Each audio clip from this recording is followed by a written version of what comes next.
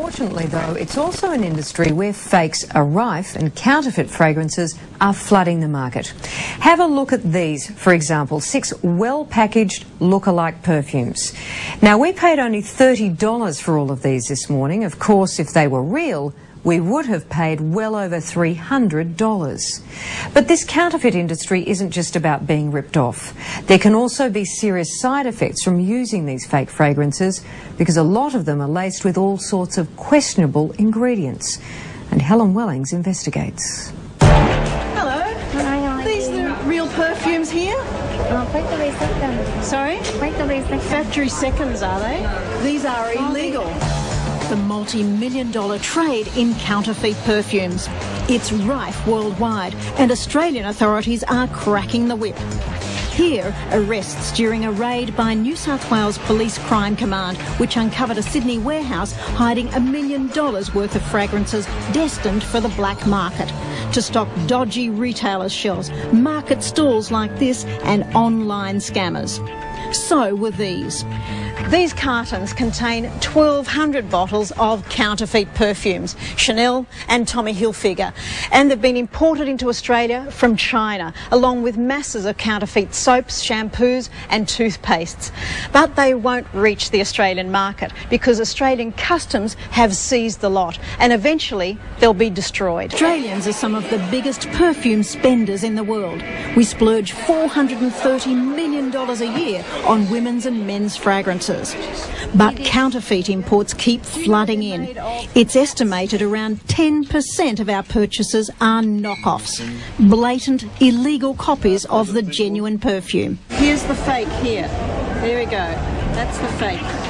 You might think it's okay to buy them to save money. But what you're about to see, and our horrifying test discoveries, should convince you to never buy or wear counterfeit perfume. It is quite a different formulation. This one smells like cat urine. Soon, those laboratory results that will shock. We can find these people, we can track them down, and we have investigators who, as I said, work with us full-time throughout the year. Perfume companies are constantly on the warpath to stamp out fakes, says intellectual property lawyer Stephen Stern of Cause Chambers Westgarth. He represents top designer perfume brands, including Gucci, Cartier, Hugo Boss and Louis Vuitton. They own their trademarks, which are registered at the Trademarks Office, so that if you use them, you're infringing their trademark rights.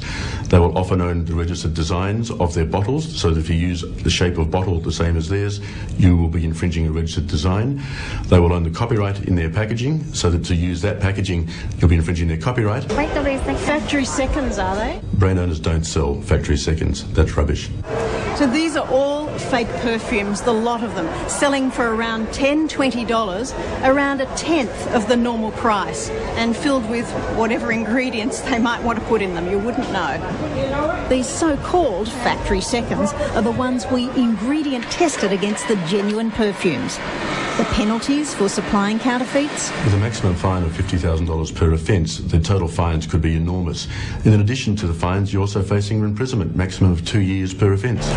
But what's really sinister? The ringleaders in counterfeit goods, including perfumes, are usually based overseas, with links to organised crimes and terrorism. The first attack in 1993 on the World Trade Center is irrefutable evidence that that was funded by the sale of counterfeits, amongst other things. Secondly, there's also evidence that there was a training manual for Al-Qaeda found in either Pakistan or Afghanistan, which was encouraging recruits to fund themselves by the sale of counterfeits. Alan Rogers owns this legitimate online discount designer perfume shop. We had French perfume wearers Tracy and Karen blind test 2 of the most popular fragrances, Coco Chanel and Red Door, a squirt of the cheap counterfeit version on the left arm.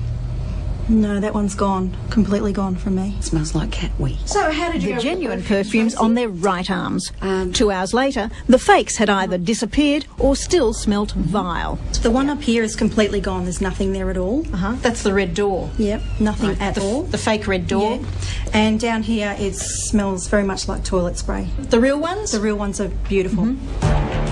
Our test results comparing the ingredients in fake and real Coco Chanel and Red Door show a vast difference. There's a huge difference between the two. Analytical chemist Josie Edwards says the genuine Coco Chanel and Red Door have 100 to 200 compounds, including natural oils, represented by all these peaks.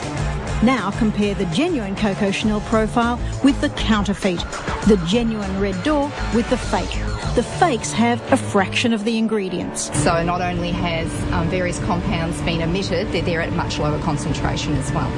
And apart from goat's urine found in certain fakes, these ones also have some dangerous toxic ingredients. We identified it as acetylcedron, which has been known to cause contact dermatitis. Cellophane, and quite often it's actually sticky taped on the edges, whereas the real item has a much better quality cellophane. If you look at these two bottles, one has got a cheap label, whereas that one has got a clear label with the batch number, country of origin.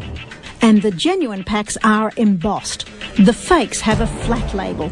Perfume colour is different too. And, not surprising, fakes often have floating foreign matter. You're applying these products to your body, to your face, to your skin, and the products are often not only of substandard quality, but they're often of very dubious nature, and I'd be very cautious before applying that to myself.